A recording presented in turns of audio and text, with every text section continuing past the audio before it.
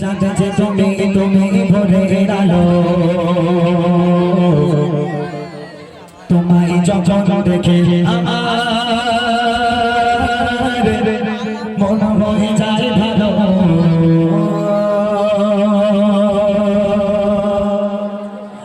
আধার রাতের চাঁদে তুমি ভরে আলো তোমায় যখন দেখে আমার মন হয়ে যায় ভালো আধার রাতের চাঁদে তুমি ভরে আলো তোমায় যখন দেখে আমার মন হয়ে যায় ভালো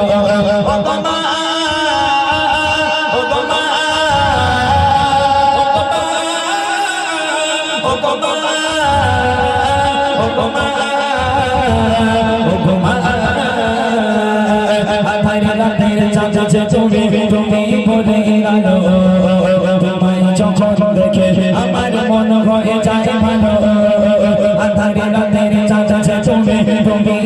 ভরে আলো তোমায় যখন দেখে আমার মন হয়ে যায় ভালো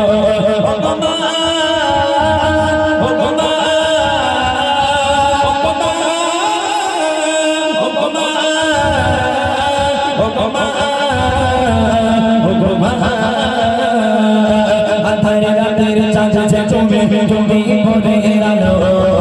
তোমায় যখন দেখে আমার মন হয়ে যায় ভালো আধার রাতের চাঁদে তুমি ভরে আলো তোমায় যখন দেখে আমার মন হয়ে যায় ভালো। এখানে আমার অনেক মায়েরা আছে ওমা যখন একটা মা একটা সন্তানকে জন্ম দেয় ওই সন্তান মায়ের করে পায়খানা করে পেশাব করে মাকে ঘুমাতে দেয় না খেতে দেয় না মা ঘুমাতে যাচ্ছে সন্তান পায়খানা করে দিল মায়ের ঘুমের দফারফা হয়ে গেল একটা কোনো মা বলতে পারবে একটা কোনো ভাই বলতে পারবেন আপনারা যে মা এই সন্তানের জ্বালাতনের জন্য ছেলেকে বলছে হতভাগা সন্তান আজ থেকে তুই অন্য ঘরে ঘুমা আমি মা অন্য ঘরে ঘুমাই কেননা আমি যখন খেতে যাই তুই আমার খাবারের উপরে পায়খানা করিস পেশাব করিস আমি ঘুমাতে যাই তুই আমাকে ঘুমাতে দিস না পায়খানা করিস পেশাব করিস আজ থেকে আমি মা তোকে নিয়ে আর ঘুমাবো না তুই আলাদা করে ঘুমা আমি মা আলাদা করে ঘুমাবো কোন মা এরকম বলতে পারে ওই সন্তান পায়খানা করলো পেশাব করলো তারপরে ওই মা সুন্দর করে পরিষ্কার পরিচ্ছন্ন করে ওই সন্তানকে ঘুম পাড়িয়ে আবার ওই মা সারা রাত বসে বসে পাহারা দেয় সেই বাপ মা বুড়ো বুড়ি হয়ে গেল হাঁটতে পারে না চলতে পারে না ওই বাপ মা যদি ঘরে বানালে তো পায়খানা করে ফেলে পেশাব করে ফেলে তখন ছেলে আর বউর ঘাড়ে বাজ পড়ে আর যেমন তেমন বাজ না ডিজেল পেট্রোল সব একসাথে পড়ে হ্যাঁ তখন বউ আর সহ্য করতে পারে না বলে তোমার মা ঘরে বসে বসে হাঁটবে আর আমি পরিষ্কার করবো ওই জন্য আমাকে বিয়ে করেছো ও হবে না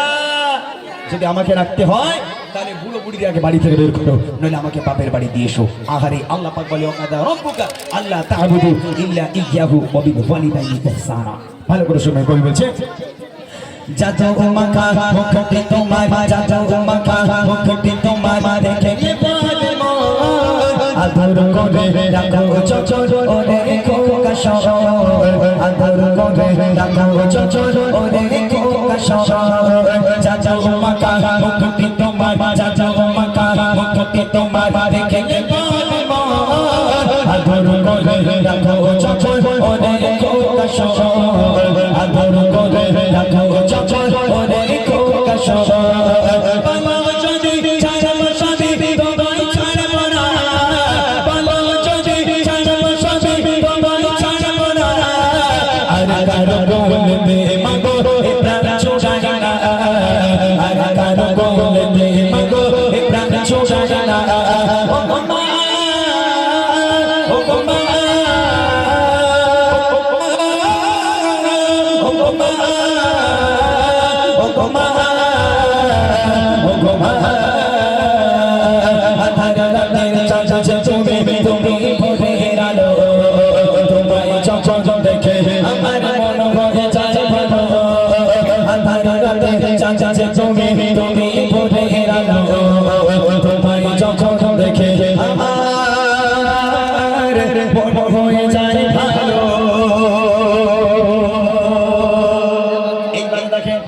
বুড়িমা গজলটা কেন লিখেছে এখান থেকে বুড়িমা শুরু যারা বুড়িমা গজল শুনেছে